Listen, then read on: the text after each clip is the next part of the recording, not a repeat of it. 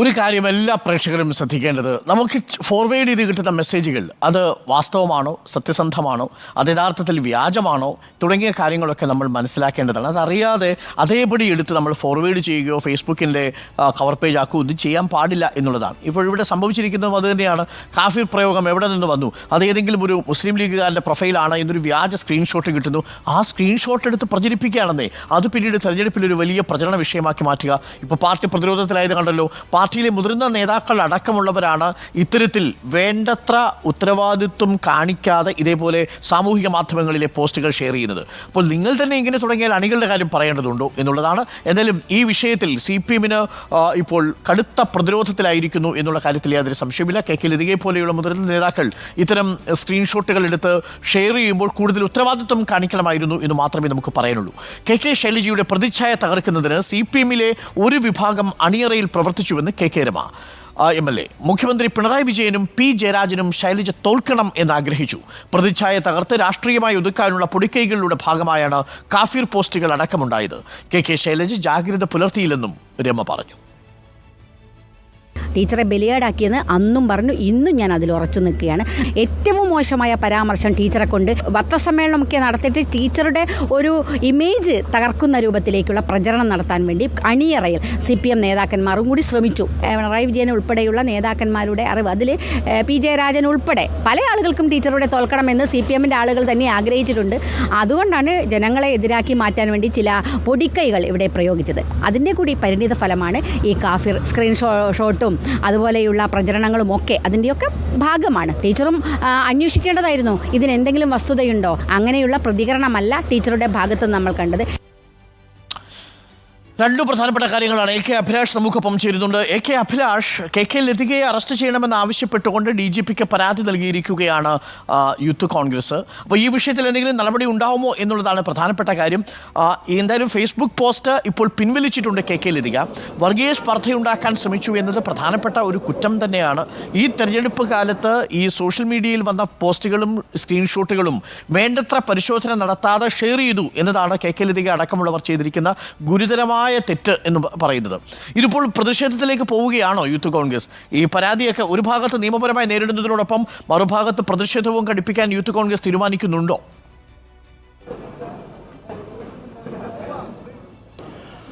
Doctor Arun, വടകരയിലെ തോൽവിയിൽ പ്രതിസന്ധിയിലായ CPM കൂടുതൽ പ്രതിരോധത്തിലാക്കാനുള്ള നീക്കങ്ങളാണ് UDFൻ്റെ ഭാഗത്തുണ്ടാകുന്നത്. ഇന്നലെ തന്നെ KK ലതിക ഈ പോസ്റ്റ് പിൻവലിച്ചതിന് പിന്നാലെ തന്നെ അവരുടെ അറസ്റ്റ് ചെയ്യണമെന്ന് ആവശ്യപ്പെട്ടുകൊണ്ട് കോൺഗ്രസ് രംഗത്ത് വരികയും ചെയ്തിരുന്നു. അതിന് പിന്നാലെയാണ് ഇപ്പോൾ യൂത്ത് കോൺഗ്രസിൻ്റെ നേതൃത്വത്തിൽ ഇപ്പോൾ ഒരു പരാതി DGPക്ക് നൽകാൻ ഒരു തീരുമാനത്തിൽ എത്തിയിരിക്കുന്നത്. പരാതി ഇന്നലെ തന്നെ അയച്ചു എന്നാണ് നമുക്ക് മനസ്സിലാക്കാൻ കഴിയുന്നത്. അതായത് മണ്ഡലത്തിൽ വലിയ തരത്തിൽ മതസ്പർദ്ധ ഉണ്ടാക്കാനുള്ള ശ്രമമാണ് ഈ കാഫിർ പോസ്റ്റോടെ നടന്നിരിക്കുന്നത്. അതിൽ കൃത്യമായി ഇടപെടൽ ഈ KK ലതിയുടെ ഭാഗത്തുണ്ടായി എന്ന് തന്നെയാണ് പറയുന്നത്. അതുകൊണ്ട് തന്നെ അവരെ അറസ്റ്റ് ചെയ്യണം. അതോടൊപ്പം തന്നെ അവരുടെ കൈവശം ഉണ്ടായിരുന്ന ഫോൺ പിടിച്ചെടുത്ത് പരിശോധനയ്ക്ക് അയക്കണം എന്നുള്ള കാര്യം കൂടിയാണ് പറയുന്നത്. നേരത്തെ അവരെ ചോദ്യം ചെയ്തെങ്കിൽ പോലും ഒരു ഗസ്റ്റിനെ കൈകാര്യം ചെയ്യുന്ന രീതിയിലായിരുന്നു അവരുടെ ചോദ്യം ചെയ്യലെന്നാണ് പറയുന്നത്. ഇത് പോലീസും അതോടൊപ്പം തന്നെ CPM തമ്മിലുള്ള ഒത്തുകളിയാണ് നടന്നിരിക്കുന്നത് എന്നുള്ള കാര്യം കൂടി അവർ ആരോപിക്കുകയും ചെയ്തിട്ടുണ്ട്.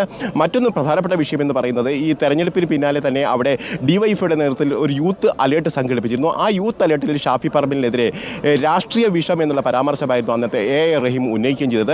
ഇതും വലിയ തരത്തിലുള്ള തിരിച്ചടിയായിരിക്കുന്നു എന്ന് വേണം പറയാൻ. കാരണം ഇതൊക്കെ UDF തെരഞ്ഞെടുപ്പിന് ശേഷം, തെരഞ്ഞെടുപ്പിലെ വിജയത്തിന് ശേഷം വലിയ തരത്തിൽ CPMനെതിരെ വലിയ കരുത്തോടു കൂടി തന്നെ ഒരു ആയുധമാക്കി മുന്നോട്ട് പോകാനുള്ള ശ്രമമാണ് നടത്തുന്നത്.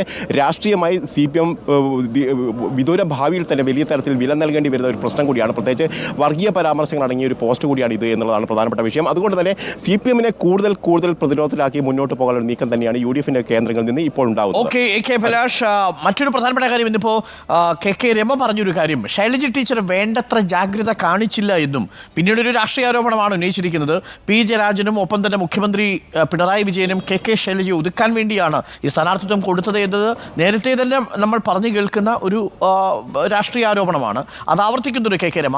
അപ്പോൾ ഈ കാഫിർ പ്രയോഗമൊക്കെ വന്നതിന് പിന്നിൽ KK ശൈലജയെ ഒതുക്കാനുള്ള P ജയരാജൻ്റെയും ഒപ്പം മുഖ്യമന്ത്രിയുടെയും ഒക്കെ ശ്രമം എന്ന രീതിയിലാണ് KK രമ അതിനെ ചിത്രീകരിക്കാൻ ശ്രമിക്കുന്നത്. എന്താണ് KK ശൈലജ ടീച്ചർ ഇതിനകത്ത് ജാഗ്രതക്കുറവ് ഉണ്ടായി എന്നൊരു ആരോപണം ഏതു പശ്ചാത്തലത്തിലാണ് KK രമ ഉന്നയിക്കുന്നത്? തീർച്ചയായിട്ടും ഈ തെരഞ്ഞെടുപ്പിൽ സ്ഥാനാർത്ഥി നിർണയ ഘട്ടത്തിൽ തന്നെ കെ ശൈലജയായിരിക്കും വടകരയിലെ LDF സ്ഥാനാർത്ഥി എന്ന് ഏതാണ്ട് ബോധ്യമാവുന്ന ആ സമയത്ത് തന്നെ കെ രമ അടക്കമുള്ള നേതാക്കൾ കെ ശൈലജയെ ഒതുക്കാനുള്ള നീക്കമാണ് CPMന്റെ ഭാഗത്ത് നടക്കുന്നതെന്നുള്ള ആരോപണങ്ങൾ ഉന്നയിച്ചിരുന്നു. അതിന് പിന്നാലെ ഇപ്പോൾ ആ ആരോപണം കൂടുതൽ ശക്തമായി തന്നെ ഉന്നയിക്കുകയാണ്. പ്രധാനമായും ശൈലജ ടീച്ചറുടെ പ്രതിച്ഛായ തകർക്കാനുള്ള നീക്കമാണ് ഈ തെരഞ്ഞെടുപ്പ് പ്രചാരണ വേളയിൽ മുഴുവൻ കണ്ടത് എന്നുള്ള കാര്യം കൂടിയാണ് പറയുന്നത്. അതിൻ്റെ ചില പൊടിക്കൈകൾ മാത്രമാണ് ഈ കാഫിർ പരാമർശം അടങ്ങിയ പോസ്റ്റ്, അതോടൊപ്പം തന്നെ വെണ്ണക്കൽ പാളി പരാമർശങ്ങൾ, അങ്ങനെ നിരവധിയായ പരാമർശങ്ങൾ അവിടെ ഉണ്ടായി. ഈ കാര്യങ്ങളൊക്കെ പത്രസമ്മേളനം വിളിച്ചോ പറയേണ്ടി വരുന്ന ഒരു ഗതികേട് പോലും കെ ശൈലജയ്ക്ക് ഉണ്ടായി എന്നുള്ള കാര്യം കൂടിയാണ്. അവരെ ഒരു ടൂളായി, ഒരു ഇരയായി ഉപയോഗപ്പെടുത്തി എന്നുള്ള കാര്യം കൂടിയാണ് കെ രമ ഏതായാലും പറയുകയും ചെയ്തത്. ഇത് CPMനെതിരെ ശക്തമായി ഉന്നയിച്ചുകൊണ്ട് മുന്നോട്ട് പോകുക തന്നെയാണ്. പ്രധാനമായും ഈ വടകരയിൽ കെ ശൈലജ പരാജയപ്പെടണം എന്നുള്ളത് പിണറായി വിജയൻ്റെയും അതോടൊപ്പം തന്നെ P ജയരാജൻ അടക്കമുള്ള നേതാക്കളുടെയും ഒരു താല്പര്യമായിരുന്നു. അതിനുള്ള ശ്രമങ്ങളായിരുന്നു തുടക്കം മുതൽ നടന്നത്. അതിലുള്ള ചില പൊടിക്കൈകൾ അവർ നടത്തുകയും ചെയ്തു. ഇതൊക്കെയാണ് വടകരയിലെ വലിയ തരത്തിലുള്ള പരാജയത്തിന് പ്രധാനപ്പെട്ട കാരണം കൂടി എന്നാണ് പറയുന്നത്. ഏതായാലും കെ ശൈലജയെ രാഷ്ട്രീയമായി ഇല്ലാതാക്കാനുള്ള ശ്രമങ്ങളുടെ ഭാഗമായിട്ട് തന്നെയാണ് വടകരയിലെ പ്രചാരണ പരിപാടികൾക്ക് നേതൃത്വം നൽകിയെന്നുള്ള വളരെ ഗുരുതരമായ ഒരു ആരോപണം കൂടിയാണ് കെ രമയുടെ ഭാഗത്ത് നിന്ന് ഇപ്പോൾ ഉയർന്നു വരികയും ചെയ്യുന്നത്. Okay, thank you. AK അഭിലാഷാണ് വിവരങ്ങൾ നൽകിയത്. എന്നാലും വടകരയിലെ കാഫിർ പ്രയോഗവും വടകരയിലെ രാഷ്ട്രീയ പ്രചരണവും ഒക്കെ വലിയ രീതിയിൽ നമ്മളുടെ തെരഞ്ഞെടുപ്പുമായി ബന്ധപ്പെട്ട് രാഷ്ട്രീയ പാർട്ടികൾ പുലർത്തേണ്ട ധാർമ്മികതയ്ക്കും നൈതികതയ്ക്കുമൊക്കെ ഒരു വലിയ തിരിച്ചടിയായിട്ടുണ്ട്. അതിൽ ഇടതുപക്ഷം ഇപ്പോൾ പ്രതിരോധത്തിലായത് കാഫിർ പ്രയോഗം വന്നിരിക്കുന്നത് എവിടെ നിന്നാണ് എന്നത് സൂക്ഷ്മമായി ആലോചിച്ച് പരിശോധിച്ച് കണ്ടെത്തുന്നതിന് മുൻപ് തന്നെ ആ ഫേസ്ബുക്ക് പോസ്റ്റുകൾ വ്യാജമാണ് എന്നത് മനസ്സിലാക്കാതെ ഫോർവേഡ് ചെയ്തിരിക്കുന്നു എന്നുള്ളതാണ്. അതിനു പിന്നിൽ ആരുടെ തലച്ചോറാണ് പ്രവർത്തിച്ചത് എന്നതാണ് ഇനി കണ്ടെത്തേണ്ടത്. തീർച്ചയായിട്ടും അതിന് പിന്നിൽ പ്രവർത്തിച്ചിരിക്കുന്ന ആരെങ്കിലും ഒരാൾ ഉണ്ടാകുമല്ലോ, അയാളെ ഈ നിയമത്തിൻ്റെ മുന്നിൽ കൊണ്ടുവരേണ്ടതാണ്. അതിന് അന്വേഷണ ഏജൻസിക്ക് സാധിക്കണം. അല്ലെങ്കിൽ പാർട്ടിയെ മുഴുവൻ തന്നെ ഇരുളിൽ നിർത്തുന്നതായിരിക്കും ആ ഒരു സാഹചര്യം. അപ്പോൾ